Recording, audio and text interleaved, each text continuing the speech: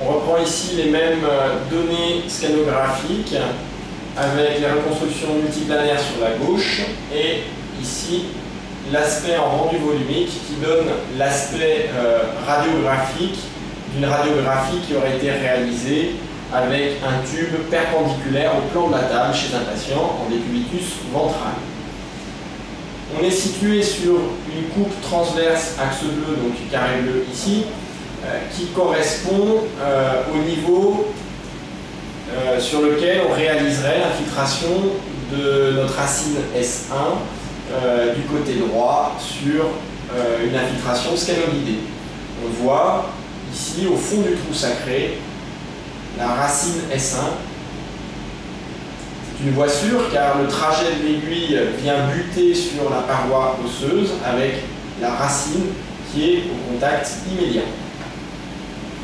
On voit que ce niveau de coupe transverse apparaît largement au-dessus du trou sacré sur la projection radiographique, puisque ce trou sacré, quand on descend sur les coupes transverses, correspond à la projection du trou sacré sur sa face antérieure, et donc il n'y a pas d'accès à la racine S1 qui est ici, par voie postérieure, vu qu'on a une interposition osseuse.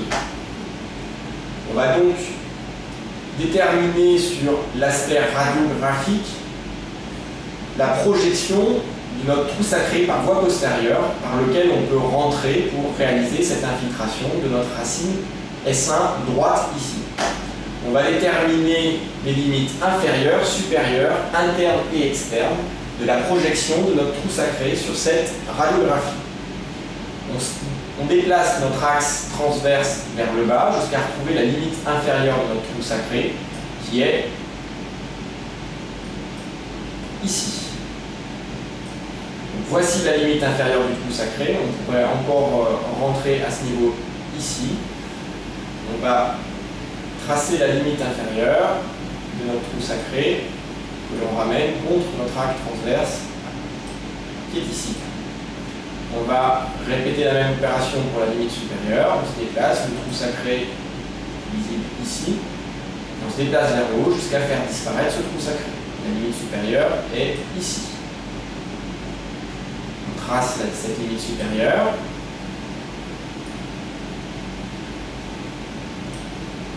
On place contre notre axe transverse. Voici la limite supérieure. On va délimiter maintenant en partie moyenne de la hauteur la limite externe de notre trou sacré, qui est à l'intersection de la corticale osseuse et de mon axe rouge sagittal. On trace cette limite sur la projection radiographique. Je déplace mon axe rouge et voici la limite externe.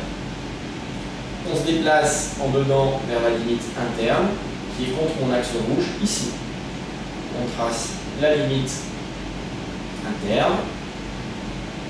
Je déplace contre mon axe rouge. Et voici les limites de notre trou sacré accessible par voie postérieure pour une infiltration d'une racine S1.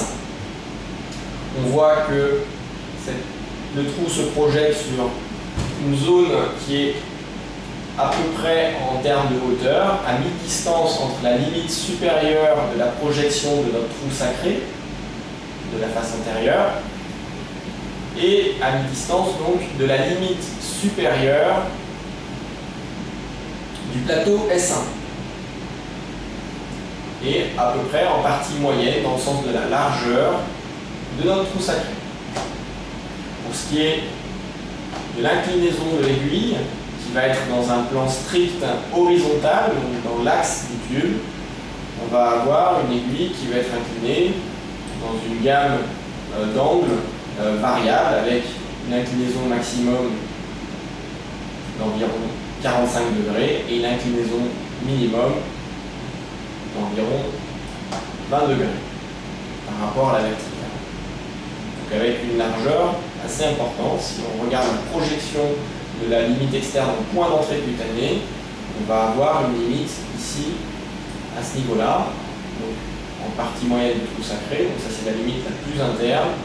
La limite la plus externe va être en dehors de la sacroiliaque. Si on prend une valeur moyenne, ça va être quelques millimètres en dedans de la projection de la sacroiliaque. Là, on a une valeur qui est à peu près correcte, avec un angle d'inclinaison par rapport à la verticale d'environ 30 degrés.